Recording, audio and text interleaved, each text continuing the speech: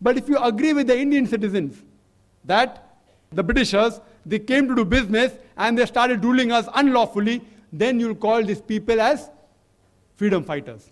So before you give any label to any particular person, you should analyze which view do you have. Same people can be given two different views by different people. In this context, I would say every Muslim should be a fundamentalist where Islam is concerned. Because every teaching of Islam promotes human values and humanity and universal brotherhood. Hope that answers the question. I am Dr. Devre from Bhiwandi College. Well, every religion is a supreme science of life. Nothing is wrong so far as the principles of religions are concerned. But the formulation of principles is a different thing, and execution of these principles is a different thing. Actually, where there is no relationship of blood, the relationship is to be established by the religions. Actually, what we find, I quote, La tufsidu fil ardi ibada isallah. इस संसार में शांति प्रस्तापित होने के बाद अशांति मत फैलाओ, ये पैगाम हमें मिला है. But actually what we find, what we realize, what we experience is this: the maximum blood is wasted only on account of the conflicts in the religions. So where is the wrong? I mean, what are your views about this? How would you reconcile the principles of religion and this chaos which arises on account of religion? What are your views on this particular aspect? The Prophet has asked a very good question, that in all religion basically speak good things, but the implementation may be different. They teach good things. But today you see in the world many people are fighting on the name of religion. How can you solve this problem? It's a very good question. And part of the answer I gave in my talk. And I said that as far as Islam is concerned, we should not kill any human being. So in Maida chapter 5 verse 32. How can you see to it that we can come to common terms? How can we solve the differences? That also I mentioned in my talk in Surah Al-Imran chapter 3 verse 64, which says that ta'alaw ila qalmatin sawa'in bainana bainakum, that come to common terms as in us and you. If suppose you have 10 points and I have got 10 points. If out of those 10 points, if 5 points are common and 5 are different, I at least agree with those 5 points which are common. The differences will come to it later on. Quran says, ta'alaw ila qalmatin sawa'in bainana bainakum, that come to common terms as in us and you. Which is the first term? Allah na'budu illallah, that we worship none but Allah. Wala nushrika bihi shay'an, that we associate no partners with Him. So you rightly said how to solve, and I have given the methodology how to solve, that come to common terms. But the point to be noted here is that many people who follow religions, they do not know what their own religious scriptures speak. That is the problem. Many Muslims don't know what the Quran and Sahih Hadith speak. Many Hindus don't know what Hindu scriptures say. Many Christians and Jews don't know what the Bible says. Who's to blame? Followers. Therefore, I tell the people, you read your scriptures. The point of difference, we will come to it later on. At least come to the commonalities. I have given the talk on similarities between Islam and Christianity. I say the things which we differ, will come to it later on.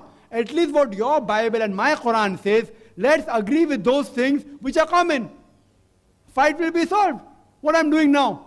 In my talk, did I ever criticize any religion? I was forced to reply when certain brothers tried to ask certain questions, which I have to speak the truth.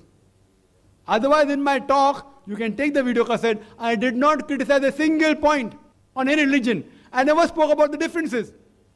I only came to common terms. Differences, I can give a talk on differences between Islam and Hinduism, differences between Islam and Christianity. I am a student of comparative religion. I can quote verses, alhamdulillah, from the various world scriptures talking about differences. I keep that when required. When someone tries to disrupt the program, we have to be well aware of these things. But I never use it in my talk. I never use it as a common man. I tell the common man, you read your scriptures, you will come closer to your scriptures and to universal brotherhood. Read your scriptures, at least first believe in one God. The difference will come to later on. The difference will come to later on. Judaism says that, Christianity says that, Hinduism says that, Islam says that, Sikhism says that, Parsiism says that. Believe in one God and worship Him alone. Why do you worship other gods? Come to that point, then come to other points. If we solve this problem of commonalities, even if there are 3 points common out of 10, at least agree on those common points. The other points, we can agree to disagree. We'll come to it later on. So if we come on the common points first, coming on the comparative studies, believe me, most of the problem will be solved. Believe me. And that's what I'm doing. I'm going throughout the world and I address audiences of non-Muslims, and many of them, because they're not aware of their scriptures, of our scriptures, many people pose questions. Even Muslims aren't aware of the scriptures. So they pose questions which they aren't aware of. So I educate them. I educate them about Quran, about Hadith, about Vedas, about Bible, and I quote. When I quote, I give the reference number. So no one can say, oh, Zakir is pulling a fast one. And all these scriptures I quoted, it's available in the Islamic Research Foundation. Our library has the various translation of Vedas. We have hundreds of types of Bibles, more than 30 different versions of the Bibles we have. Alhamdulillah. So whichever sect you belong to, whether Jehovah's Witnesses or Protestant or Catholic, I speak from their scriptures. So if you say that Zakir is wrong, you have to say that the Holy Scripture is wrong. I quote, and most of my talks are quotations from various scriptures. If you disagree with the scriptures, that's your choice. If you want to disagree, you're most welcome to disagree. Because Quran says, La ikraha fid deen, there's no compulsion in religion. Truth stands out clear from error. So I'm presenting the truth of Hinduism to you. If you want to agree, agree. Don't agree. There is a symposium. The third cassette from there. Symposium on concept of God, on Islam, Hinduism, and Christianity. People may call it a debate. The Hindu Pandit from Kerala and Calicut, a Christian father of Calicut, and I myself presented the Islamic view. 4.5 hours debate. It's available outside. Scholars of Hinduism, of Christianity, I'm just a student. I'm presenting my view. And it's for the audience to judge. I'm talking about similarities. Quoting their scriptures, chapter number, verse number, chapter number, verse number.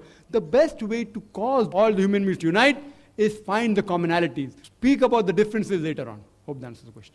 The next question would be from the slip. Then, if the sister will allow, there's one Raj Malhotra. He's asking, if Islam is a religion of peace, then how come it was spread by the sword? The question posed was, if Islam is a religion of peace, how come it was spread by the sword? Islam comes from the root word salam, which means peace. It also means submitting your will to Allah subhanahu wa ta'ala, Almighty God. In short, Islam means peace acquired by submitting your will to Allah subhanahu wa ta'ala. But as I mentioned earlier, that everyone in the world does not want peace to prevail in the world. There are certain anti-social elements for their own benefits. They don't want peace to prevail. The robbers, the criminal. If peace will prevail, they will go out of business. So for their own benefits, there are certain human beings who don't want peace to prevail. So for such types of people, force may have to be used. Therefore, we have police, etc. So Islam is for peace, but sometimes you may have to use force to put the anti-social elements in their place. And the best answer to this question, that Islam was spread by the sword, is given by Deleuze O'Leary. He's a non-Muslim historian of great repute. In his book, Islam at the Crossroad, on page number 80, says that history makes it clear that the legend of fanatical Muslims sweeping across the world, forcing Islam at the point of the sword over conquered races, is the most fantastic, absurd myth that historians have ever repeated. Deleuze O'Leary, page number 8, book Islam at the Crossroad. I'm asking you a question, that we Muslims, we ruled Spain for about 800 years. Later on, the Crusaders came and they wiped out the Muslims. There was not a Muslim who could openly give the azan, the call for prayers. We didn't use any force. You know, we Muslims, we ruled the Arab lands for about 1400 years. For a few years, the Britishers came. For a few years, the French came. But overall, the Muslims were the lordship of the Arab land for 1400 years. Do you know today